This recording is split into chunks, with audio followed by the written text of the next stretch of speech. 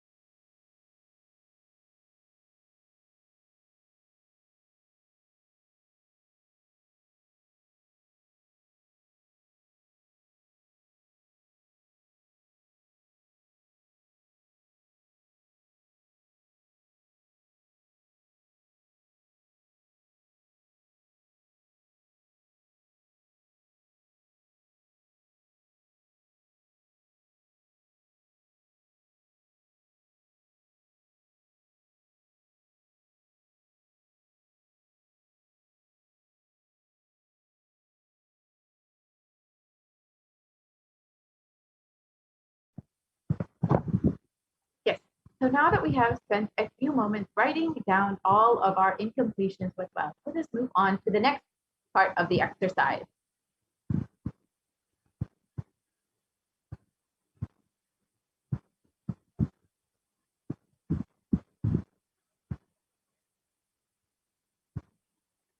If we can move to the next slide, please.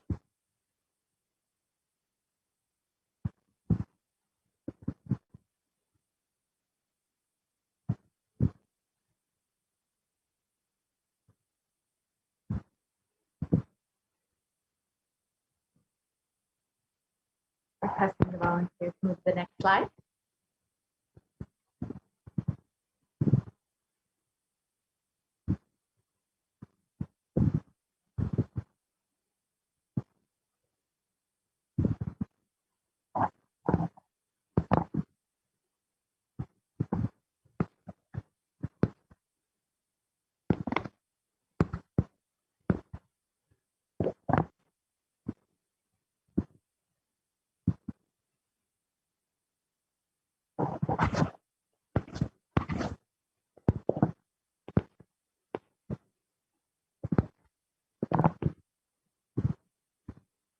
Yes, if we can move to the next slide, please.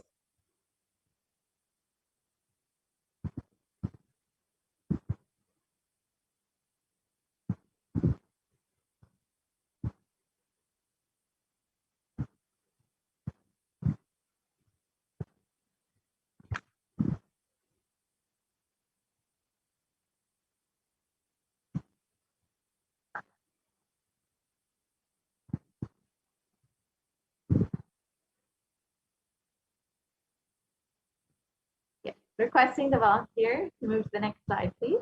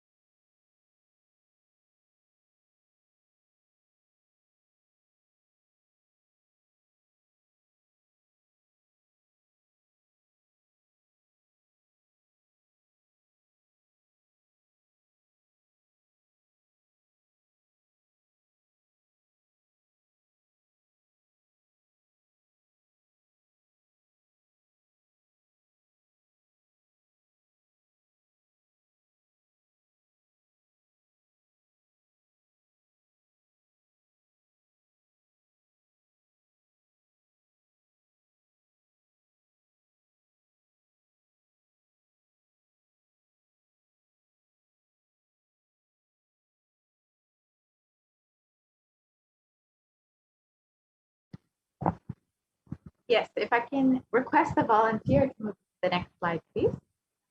Yes, great. So the moment you think of money, whatever you feel and think, money is difficult, money is impossible, money is, unless you cheat, you can't get money. Even if you cheat somebody, somebody will cheat from you. So much goes on inside of you about money. Your incompletions with money, just pen those few minutes and let's dig out all the incompletions, beliefs, mental patterns that we have, the perceptions, beliefs, and cognitions we all have about money.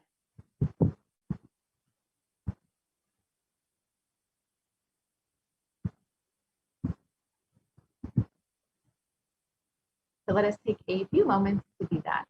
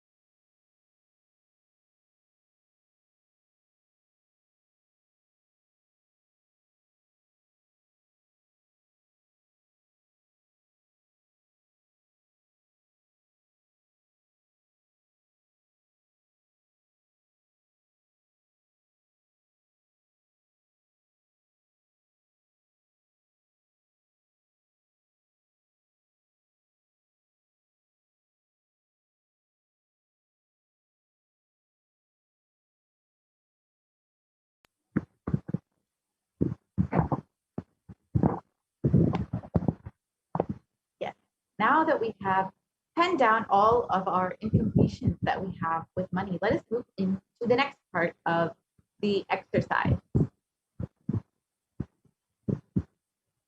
Second. So each belief or cognition starts from a particular incident. Identify the incident when the wrong or incomplete beliefs about wealth started forming in you. Relive and relive.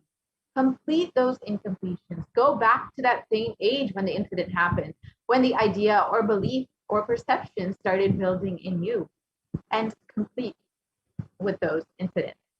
So we will just take a few moments to go through the completion process to relive and relieve all of the incomplete cognitions that we carry about wealth.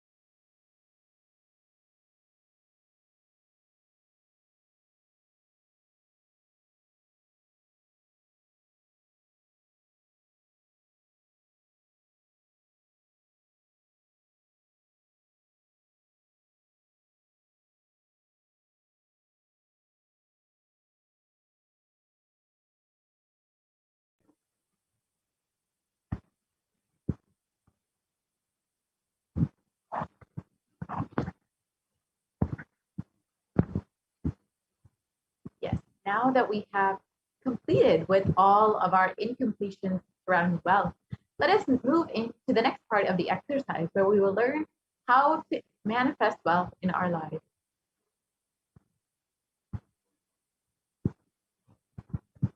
We can move to the next slide, please. So the second step is to consciously decide what you want to manifest in the next 3 months in the 12th dimension.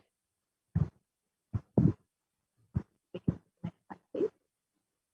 So write down clearly, what is your intention? What is it that you want to manifest in the next 3 months in the field of wealth? Whatever you think as well. You may think more than money or currency as well. A person might be wealth for you, or your life or situation might be a wealth for you. For some, being active is wealth. People feel even extraordinary powers as their wealth. Whatever you consider as your wealth, whatever you want to manifest or attract in the next 3 months, please pen that down right now.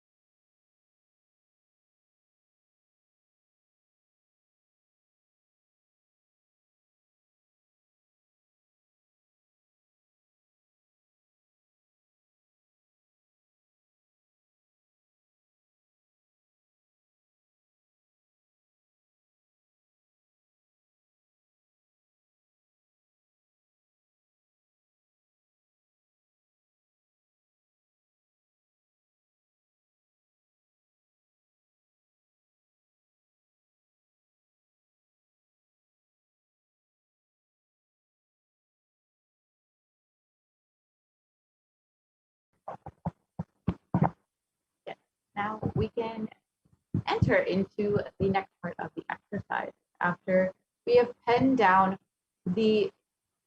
our goals for the next 3 months and what we want to manifest within the next 3 months in the dimension of wealth.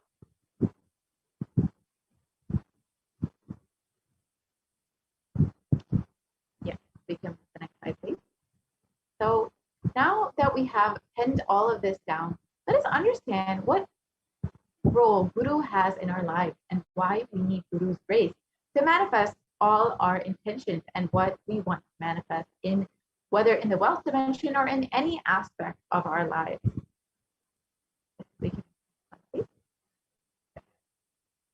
With deep devotion and oneness with Guru, you can complete all binding cognitions on wealth and manifest life with prosperity and abundance.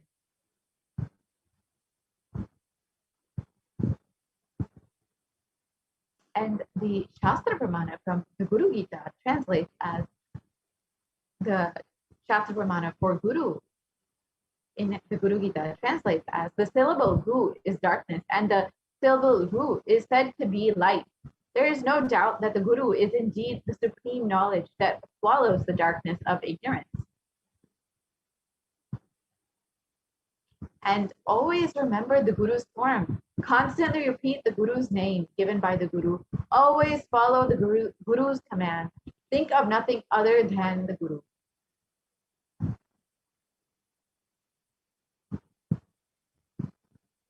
Out of compassion for you, I shall tell you how the embodied soul becomes Brahman, having purified of all sins by serving the feet of the Guru. So who is a Guru? The Guru is not a Vyakti, a person, as you imagine. He is a Tattva, a principle. He is simply a physical representation of the divine. In the Vedic tradition, the spiritual teacher, the Guru, is said to be more important than God himself. God is always and everywhere, but it is the Guru who opens the disciples' eyes to the existence of God. Guru is the doorway to one's own experience of the divine.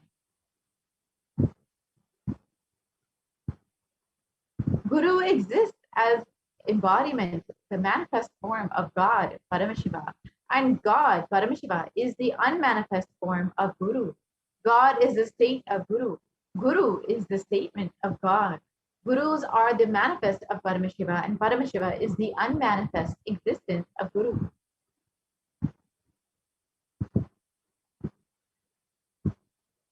Guru Bhakti is intense, pure existential energy, which can liberate you from all known, unknown, and unnecessary delusions.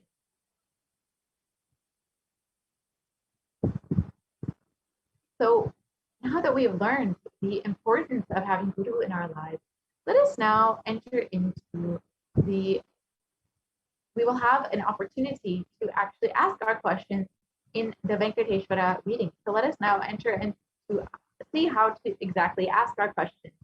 And we will have a little bit of time to ask or send in our questions for the Venkateshwara readings before we move into the offerings segment, where we will learn some of the offerings that we can make to Venkateshwara.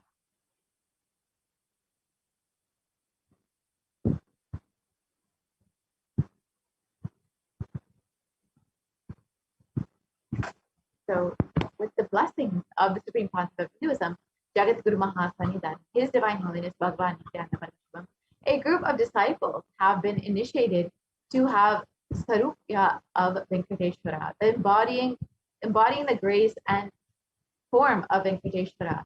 Any question or prayer that is taken to Bhagavan Venkateshwara, and Bhagavan Venkateshwara responds to the initiated disciple.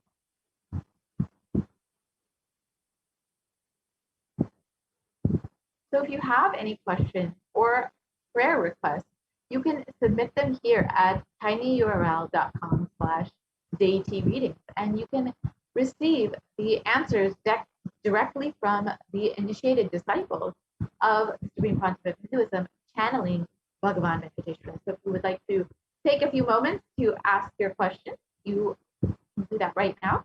And then we will be entering into the offerings segment, where we will understand some of the offerings that we can make to Bhagavan Venkateshwara and how we can show our gratitude for all the blessings and boons that we've received from Bhagavan Venkateshwara and how we can connect with him more deeply through these various offerings. So if you would like, you can ask any questions right now before we move into the offering segment. And after the offering segment, we will be having the Venkateshwara reading, where we will answer the questions that the viewers have submitted today. So we will be right back. And you can take a few moments right now to go to tinyurl.com/daytreading to submit your questions. We'll be right back within a few moments.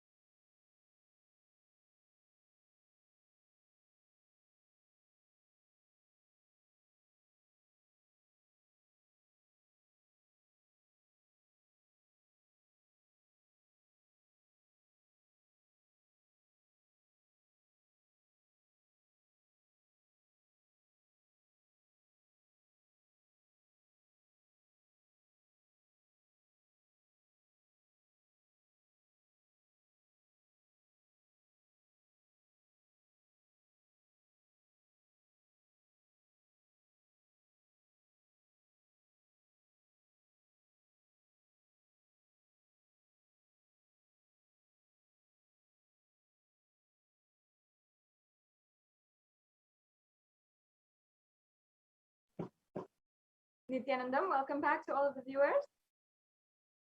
Let's now enter into the next segment of today's program. Once again, if any of you would like to have the direct guidance of Bhagavan Venkateshwara himself, then please proceed to the link that is displayed on the slides. That was tinyurl/deity readings. And you can ask your questions to Bhagavan Venkateshwara.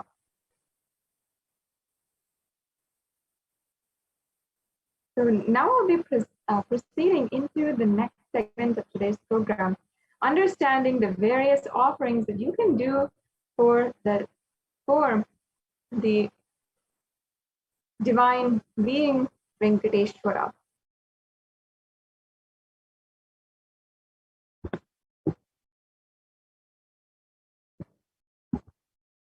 Yes, and we'll be getting those slides right to you in a few minutes.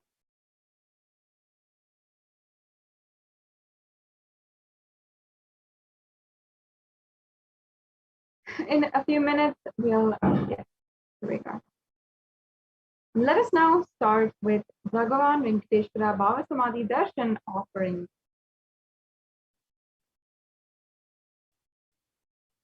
Now, the very first offering that we have is the Nilivudopadi. And this offering is unlike any other offerings because of its significance, especially to the devotees of Bhagavan Sri Venkateshwara. Now, before we begin, I'd like to just give a brief context for those of you who might be new or who are joining us for the first time. In the Hindu tradition, the different offerings are a way to offer your gratitude, your pure love and devotion at the feet of the divine. And you are granted whatever it is that you want to manifest in your reality. And you're simply able to manifest that without any effort from your side.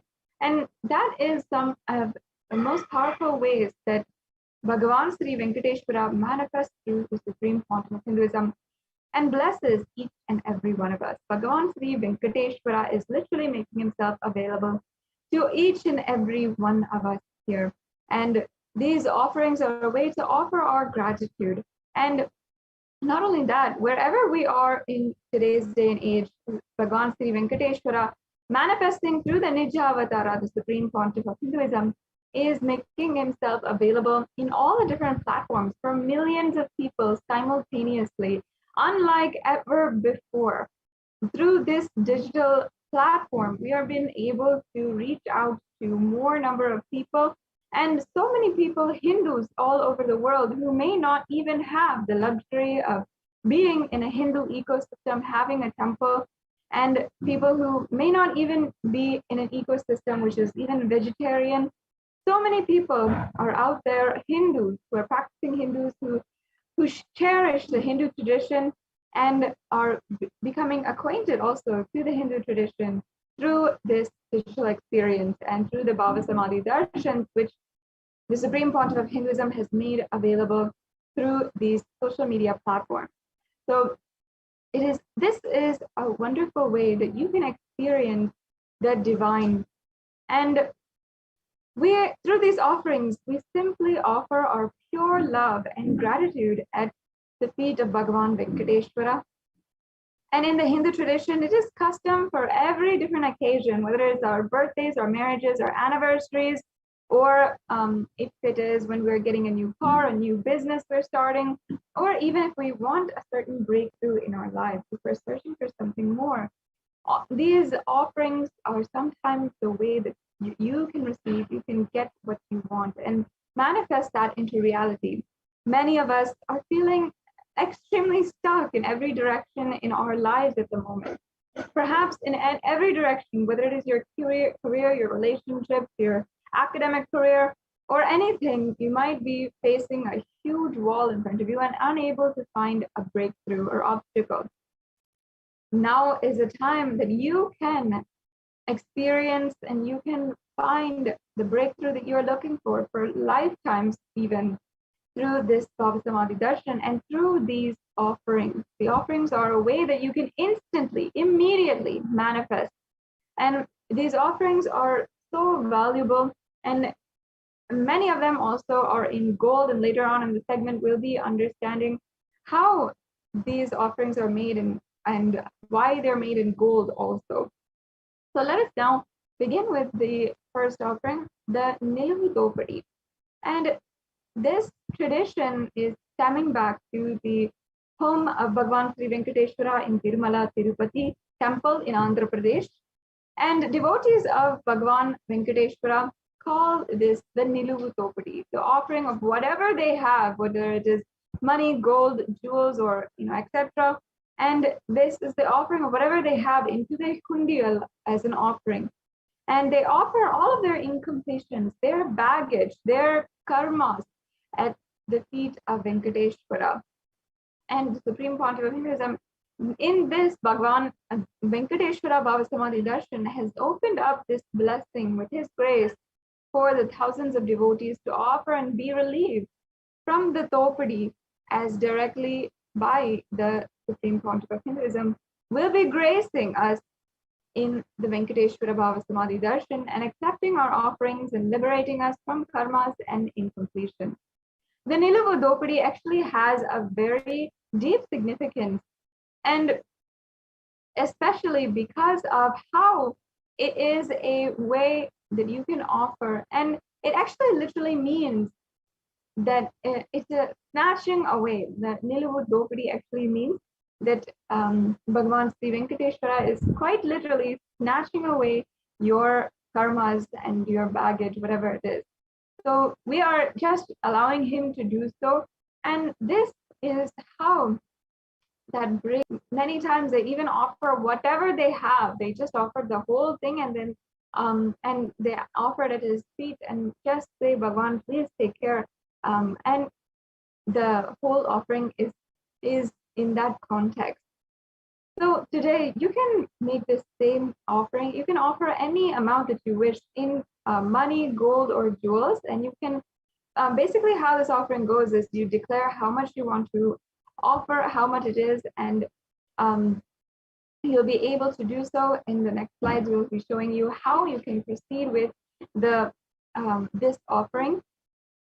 The Niluvu Dopadi is a very, very powerful breakthrough offering, which if you are perhaps facing several different circumstances where directly in the field of wealth and finances, you are facing a very severe blockage or obstacle. For example, you have a loan that you've been struggling to pay, or if you are not able to fend for yourself, you're not able to save money without spending it off within just a few weeks, and you just keep going paycheck to paycheck. Or perhaps you're not able to find a job. There's many of you out there, especially during this lockdown, who are finding themselves unemployed, and we're not able to sustain even the economy in this current global economy status. And there's many of us like that as well. And even though society might pose all sorts of reasons as to how this is happening and how it might be impossible to gain a breakthrough in your life, through this offering, you can simply make an offering and simply manifest what you want. And it might be in any sense that you are looking for a breakthrough in wealth and abundance, in the field of wealth and abundance. This is the exact offering to receive the blessings of Bhagavan Sri Venkateshwara. So if you are ready to proceed with the offerings, you can go to tinyurl.com/Venkateshwara-readings. And this is one of the ways that you can begin with this offering today. So here is also the procedure for making this offering. You can also visit tinyurl.com/Venkateshwara offerings to learn more about this procedure and understand it further. Yeah, the next slide, please. So once again, this is the offering of any amount of gold, jewelry, precious gems, currency to Bhagavan Venkateshwara. And the offering of the Niluvu Dopadi removes all the karmas of lifetimes, as by literally dropping the various attachments, we surrender ourselves at the feet of Bhagavan Venkateshwara. Yes, let's go on to the next offering. The next offering we have is the Sankalpa offering. And this is from the Venkateshwara Namavali Padma Puranam.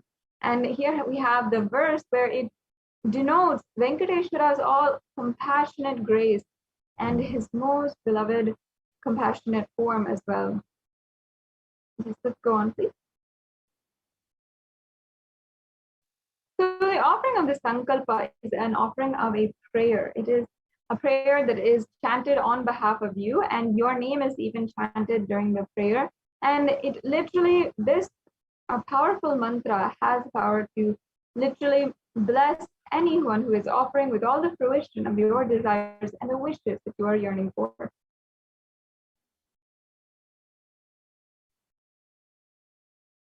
Yes. The next offering is the Swarna Ashtottara Kasu.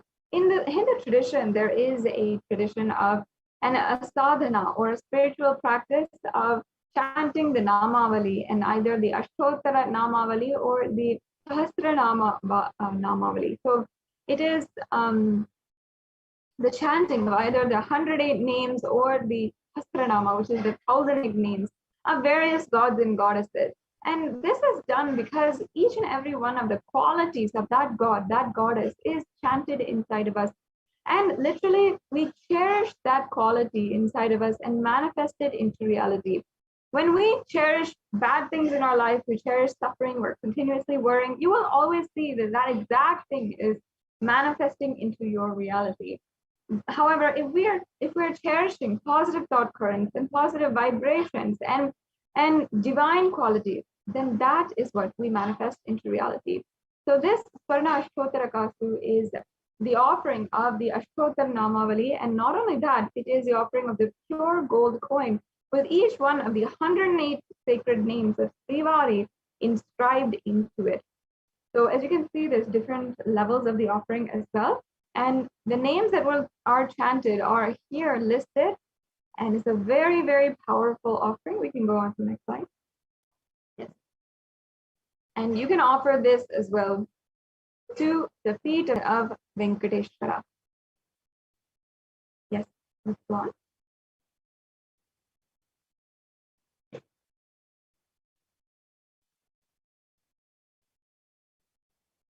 The next offering we have is the Swarna Tulasi Patram. And here we have a reference of the offering of the Tulasi Patram. It says, the Supreme Lord is causelessly merciful upon his devotee, so much so that even the poorest of men can offer him a little water and a flower in devotion and thus please him. This is due to his affectionate dealings with his devotees, offer to the Tulasi with pure love to receive his grace forever. This is a beautiful offering of the Tulasi Patram, and this is a reference from the Bhagavatam, which describes offerings to Bhagavan Vishnu, who simply accepts even the Tulasi Patram, even the leaf of the Tulasi plant, and simply gives all of the grace of the avatar. The next offering is the Swarna Padma Pushpa, and here it says a reference. Here it says, if one offers to me with a devotion, a leaf, a flower, a fruit, or even water, I delightfully partake of that article offered with love by my devotee in pure consciousness. You can offer a gold flower to last eternally in the oneness with the avatar. And there's so many different references for the Padma Pushpa, the golden lotus, as well in Sanatana Hindu Dharma. Yes. And we also have the next offering, which is the Metti, the gold toe ring. And in the Lakshmi Narayana Samhita, verse 4.23.49, there is a reference to where Bhagavan Venkateshwara's toe rings are described. And you can offer these toe rings. As you can see, he'll wear the toe rings in all of his toes. And it'll be the most splendid description of Bhagavan Venkateshwara. And as he is the Lord of all riches, he displays all of the riches in all of his divine body parts. Yes. Let's go on to the next slide.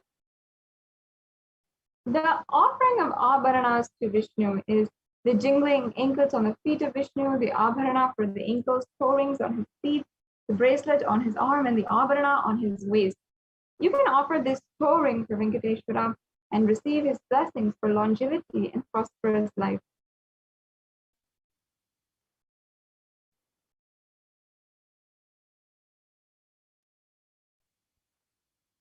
The next offering we have is a Pratyaksha Pada Puja.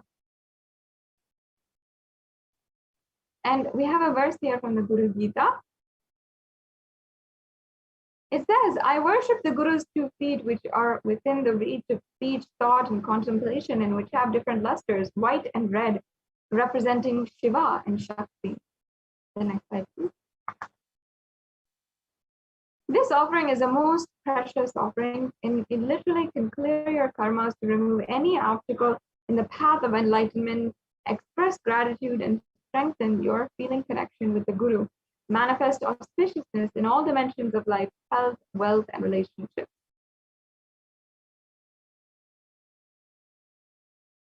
The next offering is the Vastra Seva, the offering of sacred clothing to Venkateshwara. Traditionally, this seva is offered for better physical and mental well-being and healing from any illnesses.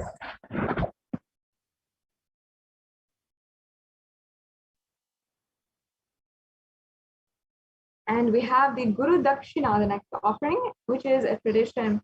And here we have the verse from the Kularnava Tantra, chapter 12, verse 18, which says, when you are devoted and in oneness, the Guru gives the mantra. Therefore, one should offer wealth and even with his very life, him with devotion. So this Guru Dakshina is an offering of any amount that you feel. You can offer at the feet of the Guru and literally be able to receive his blessings. And it is out of gratitude for what all the Guru has given us.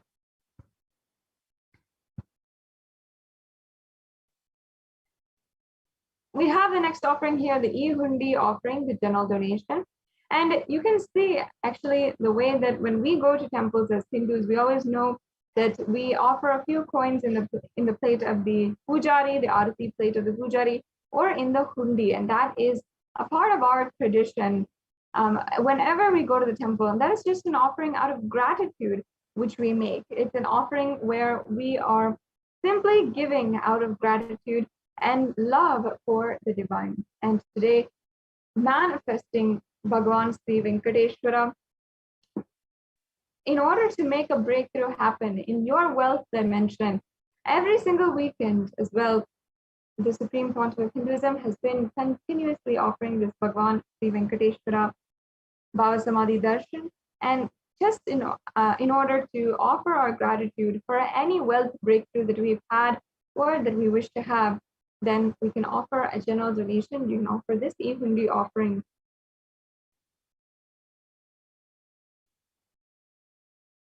Yes, so here we have a summary of all the different offerings. We have the E-Hundi offering, which again is any amount which you wish. The Niluvu Dopadi, which is any jewelry. So this is, once again, it can be an offering of any kind of jewelry. And again, it is a very auspicious offering and very special to Bhagavan Sri Venkateshwara. The next offering we have is the Sankalpa chanting. And then we have the Swarna Ashtottara Kastu, the Swarna Tulasi Patram, the Swarna Padma Pushpam, the Metti, the golden toe ring, the Pratyaksha Pada Puja, and the Vastra Seva. So as you can see, we have many different offerings, and there's no need to ever feel that you are perhaps insufficient or incapable of making any kind of offering, because we have offerings of various levels. And also we have options if you want to make a substantial offering and you really want to offer something which might be out of your scope as well, now, you can still start to manifest this offering and work towards it however you want, and still take a step today to make this offering.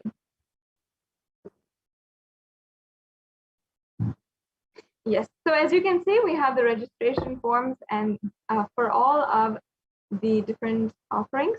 So if you, I request now if we can go over and just see these links. will now be just showing each and every one of you the links for the payment. As you can see, it's highlighted here. These are the links for the payment, and we will be showing you how easy it is to actually make a donation right now itself. So you can see that it's a very, very quick process, and it just takes a few minutes for you to go to the link for the offerings. Yes, as you can see, here it is. And for the Venkateshwara Bhava Samadhi Darshan donations, and you can select the drop-down menu and then select any offering which you would like to make today. And once again, this can be any different denomination, and you never have to feel any kind of insufficiency, incapability, or impossibility. You can offer whatever it is you feel, and with love and gratitude at the feet of Bhagavan Sri Venkateshwara. So we can select an offering, and then we can add that to the cart. Now, once you have added to the cart, you'll be able to review the cart, review all the items in your cart, make sure that perhaps something that is overcounted or something that is not wanted is removed if you don't want it. Then you can, once you are satisfied, you can proceed to checkout. In this next link, you will be able to see the place where you will input all of your details, your billing details, your payment details. It'll show you what kinds of payment types are accepted. And that's all that is required in order to make a donation right now. So after you make a payment, you should proceed for the next step, which is filling out the Sankalpa 2021 form. This form is extremely necessary. It is the form which will ensure that your name is chanted during the puja. So in this form, you're going to have already paid for the puja, and then you're going to have to fill out your payment order, and then you're going to see that the form asks for your name as well as the names of the people on behalf of whom you are offering the puja today.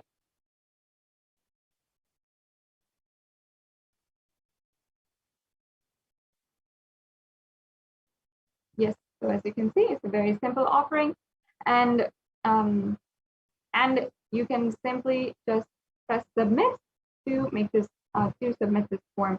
Once again, it's a very important form. It's a mandatory form. After you've made the payment, you have to fill out this form in order for your names to be chanted.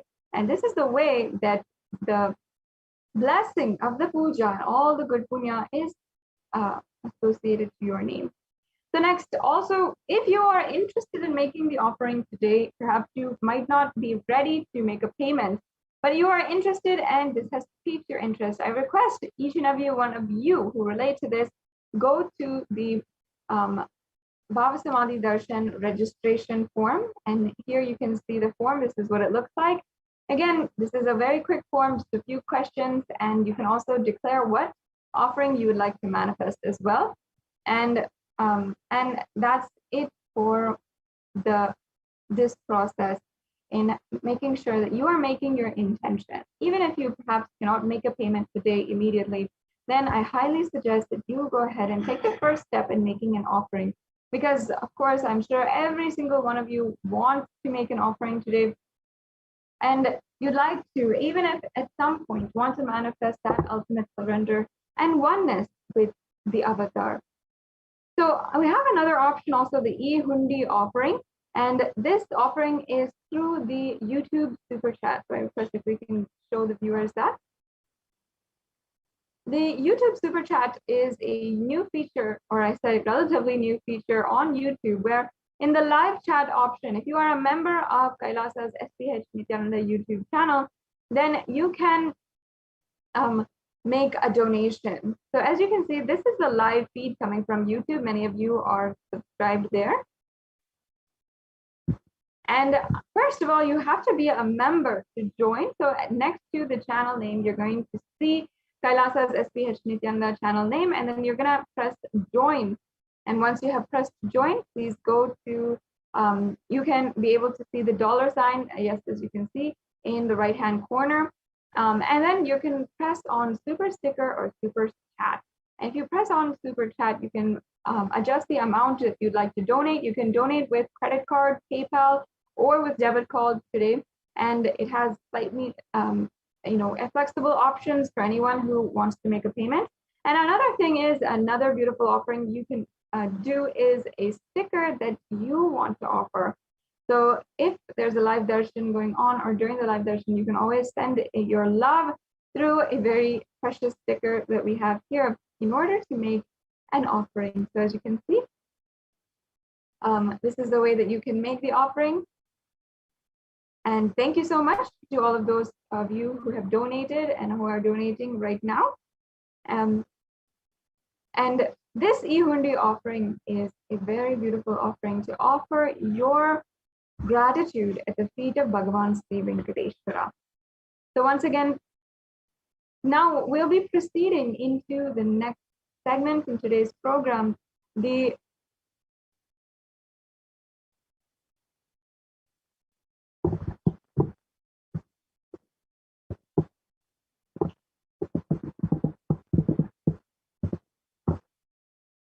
Yes, we'll be proceeding into the next segment where we'll be having the Venkateshwara readings. Now, as we just previously had introduced, the Venkateshwara readings are a way that you can literally ask for the blessings of Bhagavan Sri Venkateshwara, who is manifesting through a disciple of the Supreme Pontiff of Hinduism, initiated disciple of the Supreme Pontiff of Hinduism, to manifest Bhagavan Sri Venkateshwara himself, directly connect to Bhagavan Venkateshwara, and answer the prayers of devotees, and literally bless them with any of the blessings that they want, whether it is a breakthrough in their financial career or anything that has to do with wealth and abundance in their life. So now we'll be proceeding to that very shortly. And I request if we can just show this slide, we can briefly introduce, and also any one of you who has a question that they want to ask to Bhagavan Sri Venkateshwara today, you can go ahead and ask now. Take a few minutes and ask now the questions. We can just project this slide with the link for the Bhagavan Sri Venkateshwara readings. And in that link, if you follow this link, you will be able to ask your questions in this link. And in just a few minutes, we will be proceeding on and starting the Venkateshwara readings, having the live darshan of also Sri Ananda Venkateshwara from Nithyananda Paramashivam Devalaya, who is the consecrated deity of Venkateshwara, which the Supreme Pontiff of Hinduism himself carved and also consecrated personally in the Nithyananda Paramashivam Devalayam in Adi Kailas Sarvagna Peetham. So I request if we can just show that. Yes.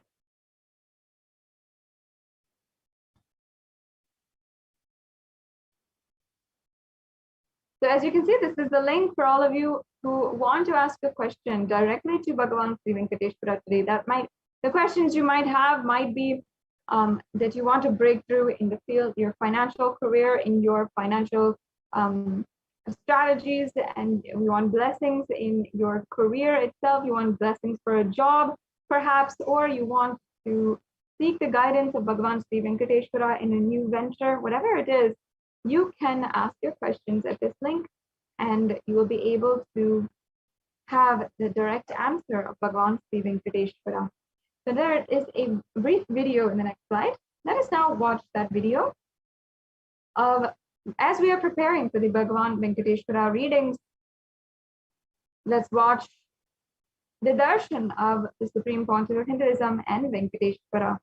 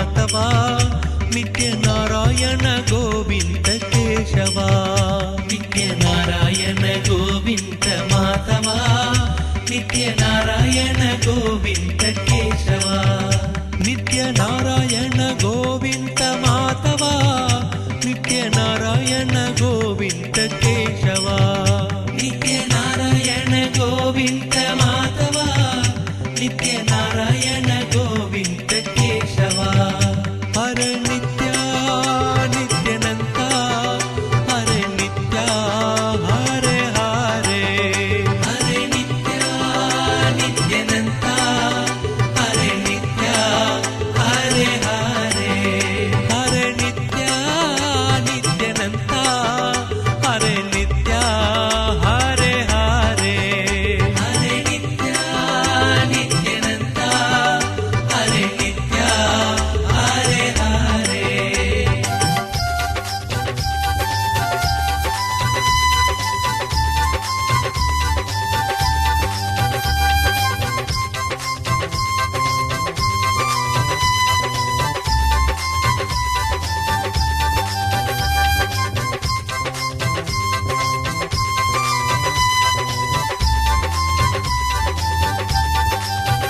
ನಿತ್ಯ ನಾರಾಯಣ ಗೋವಿಂದ ಮಾತವಾ ನಿತ್ಯ ನಾರಾಯಣ ಗೋವಿಂದ ಕೇಶವ ನಿತ್ಯ ನಾರಾಯಣ ಗೋವಿಂದ ಮಾತವಾ ನಿತ್ಯ ನಾರಾಯಣ ಗೋವಿಂದ ಕೇಶವ ನಿತ್ಯ ನಾರಾಯಣ ಗೋವಿಂದ ಮಾತವಾ ನಿತ್ಯ ನಾರಾಯಣ ಗೋವಿಂದ ಕೇಶವ ನಿತ್ಯ ನಾರಾಯಣ ಗೋವಿಂದ ಮಾಧವ ನಿತ್ಯ ನಾರಾಯಣ ಗೋವಿಂದ ಕೇಶವ ಹರೆ ನಿತ್ಯ ನಿತ್ಯನಂತ ಹರೆ ನಿತ್ಯ ಹರೆ ಹರೆ ಹರೆ ನಿತ್ಯ ನಿತ್ಯನಂತ ಹರೆ ನಿತ್ಯ ಹರೆ ಹರೆ ಹರೆ ನಿತ್ಯ ನಿತ್ಯನಂತ ಹರೆ ನಿತ್ಯ ಹರೆ ಹರೆ ಹರೆ ನಿತ್ಯ ನಿತ್ಯನಂತ ಹರೆ ನಿತ್ಯ ಹರೆ ಹರೆ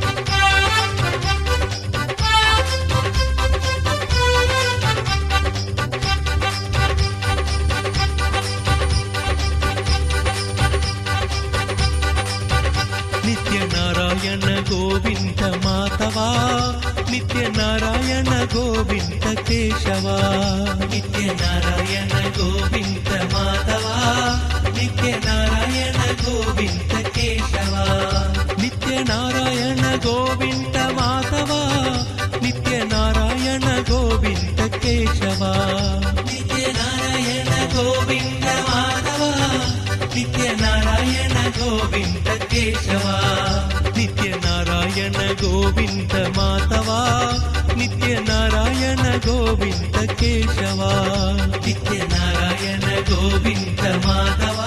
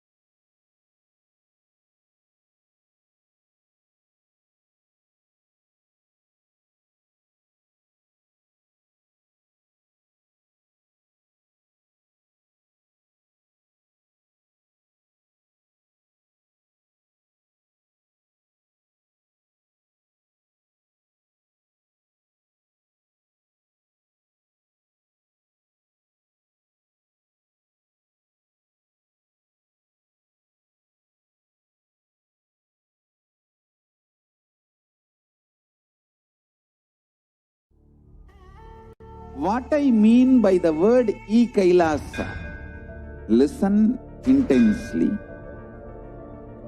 Enlightenment ecosystem, literally enlightenment itself, in your own home, wherever you are. If you cannot come to Kailasa, it's okay. Kailasa can come to you. Kailasa coming to you is e-Kailasa.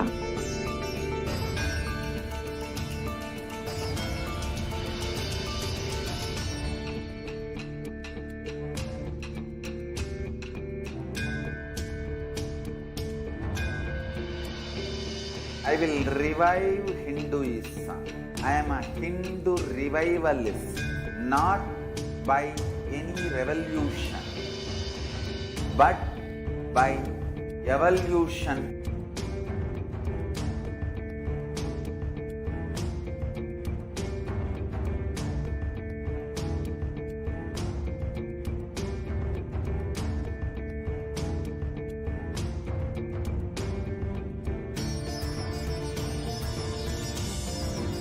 And setting model communities.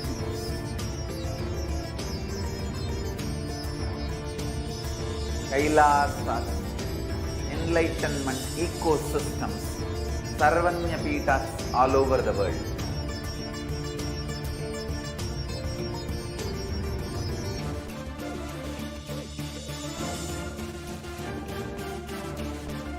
All powerful cognition, knowledge, only when you live, power manifestation and possibilities manifestation happens. It's a fundamental truth.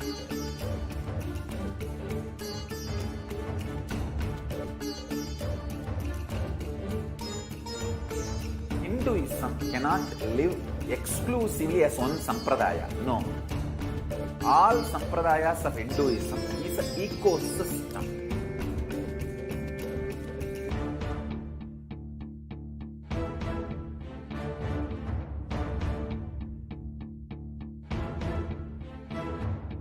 So don't keep quiet thinking that if one sampradaya is attacked, only that sampradaya is going to be affected. All of us are ecosystem.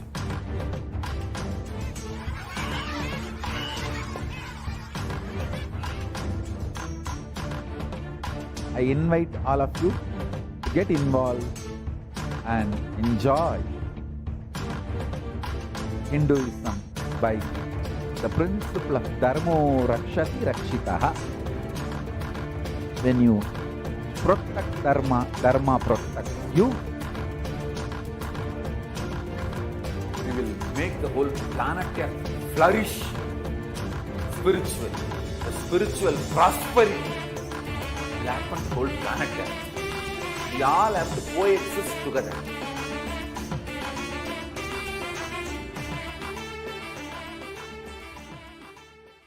Just be alive for next 3 years. Don't die within next 3 years.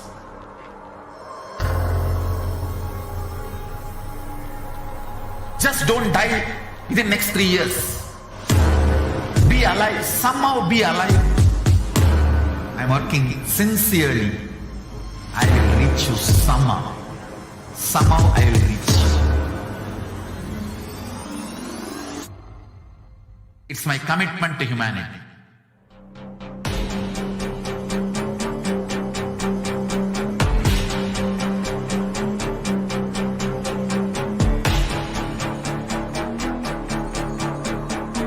Just don't die within the next 3 years. I will reach you wherever you are, whichever corner of the world you may be. I will reach you with enlightenment.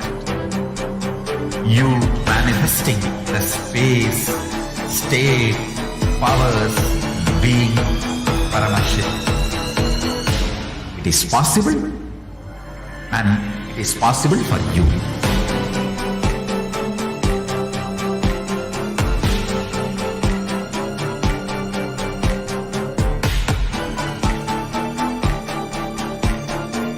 Paramashivoham will reach you. with enlightenment science. I know he is going to do the job. Just be alive for next 3 years. Nothing else.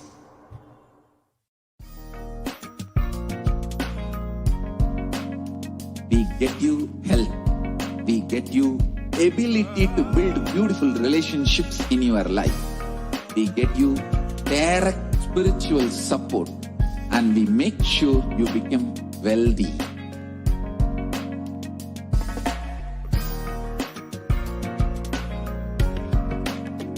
We won't stop giving you just good life. We will literally not stop till you live enlightened life. Manifesting the state of Paramashiva, space of Paramashiva, powers of Paramashiva, being of Paramashiva.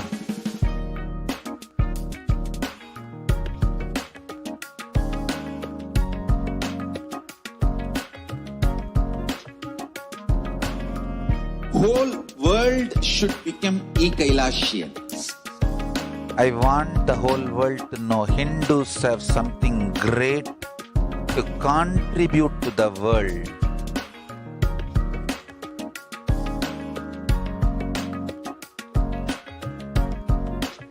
We have something great to contribute to the world. Let us do that.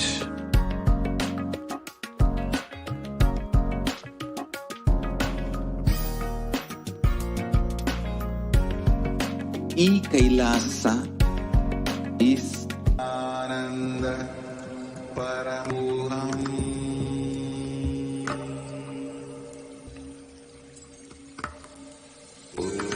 Nitya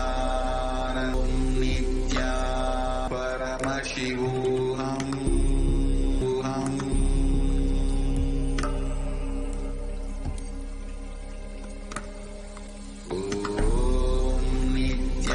Nityananda Paramashivoham.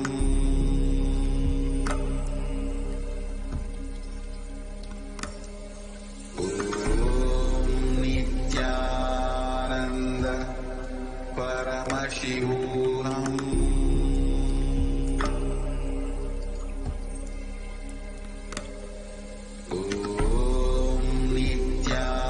Nityananda Paramashivoham.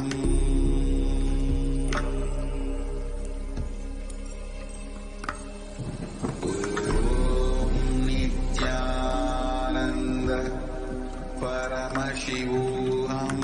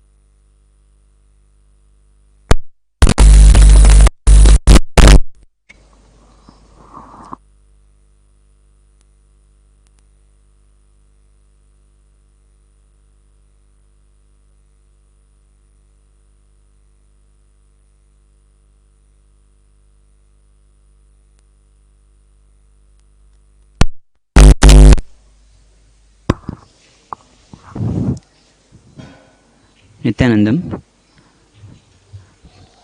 With Lord Venkateshwara's blessings, we enter into Venkateshwara's reading.